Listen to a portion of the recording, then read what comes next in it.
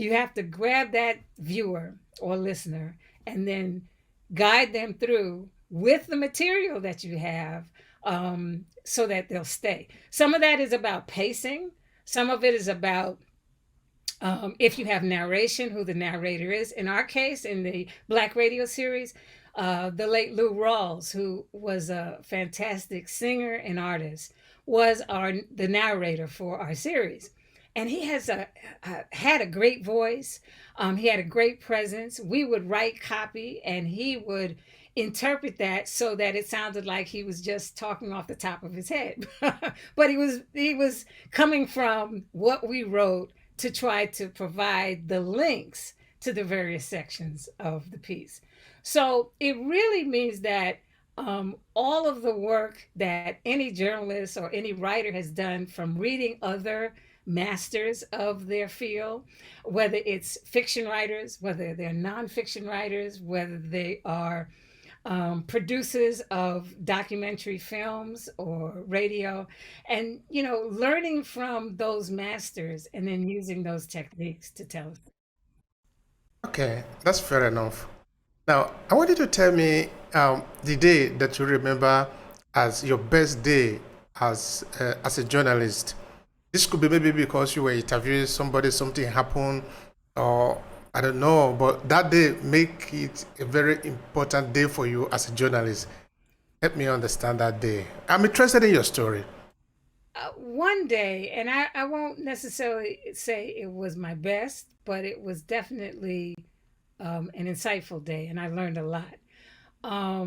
The thing about being in journalism and being a journalist is, I think I mentioned earlier, is the ability to interview people who you might never have interviewed before, or never have met. Forget interview, never have met. I growing up in New York City and listening to radio as a kid and loving the stations and the DJs, on the air. One of my favorite, if not the favorite DJ, was at the time Frankie Crocker. And Frankie Crocker was a major presence in radio, both in black radio, but he also worked in top 40 on white radio. But I knew him from his time at WBLS, and all the things he did in terms of not just being on the air, but being the music director and programmer for that station. So in working on the Black Radio series, I had an opportunity to interview him. So now I'm able to meet my idol, a guy who I grew up just loving his voice and loving his energy and loving the way he approached and talked about music. So I go to, let me start again. So I the interview was scheduled for, this hotel room in New York. And so I went to the room, I set up my equipment, and so I had a mini, portable studio in this hotel room. And he walks in, and I'm nervous because here I am sitting next to, or in front of my idol. And we start the conversation, and we're dealing with the interview. And I happened to look down after about maybe 10 minutes. I looked down at the recorder, and it wasn't it wasn't in record mode. It actually was in record mode, but it was in the ready mode. It wasn't actually recording. And I'm like, oh no. Oh God. Here I am talking to this man, and he's offering these great, quotes and information, and I'm not getting it. So I'm starting to sweat now, and I'm like, oh Lord. And I said, Mr. Crocker, can we hold on a second? I'm having some technical difficulties here. Let me check my equipment. And so I did, got it into record mode, made sure it was actually recording because he couldn't see all of this. And then we resumed, and I was able to figure out how to ask a few of the things that we had started the interview with. So later on, he could go back to it. In a nutshell, though, the interview was great. He left, saying, "Hey, I really enjoyed myself. Thank you for asking the questions, and I look forward to seeing, what you guys do with it. And so that was the negative, but also the positive, that I was able to not just freak out and totally just lose it because I wasn't in record mode, and then go from there. The other the other thing I will say is, and again, this goes back to maybe a totally positive experience. Um, Again, from growing up in New York City and having exposure to a wealth of concerts and theater performances and dance and all that. One of the musical idols that I had was Nancy Wilson, because probably as a teenager, maybe even as a preteen, I saw her perform live in Central Park, and I just loved her voice, loved her presence, and all. Okay, so that was then.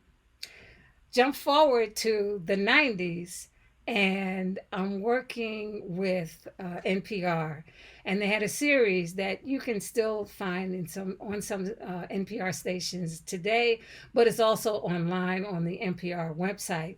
And the series is called Jazz Profiles, and it was a series of hour-long weekly shows that profiled some of the major people, men, women, musicians, and singers in jazz. So I was hired as one of the freelance producers for that series. And the host of the series was Nancy Wilson. so, so now I have the opportunity to write scripts that Miss Wilson would then read to Deliver. everybody.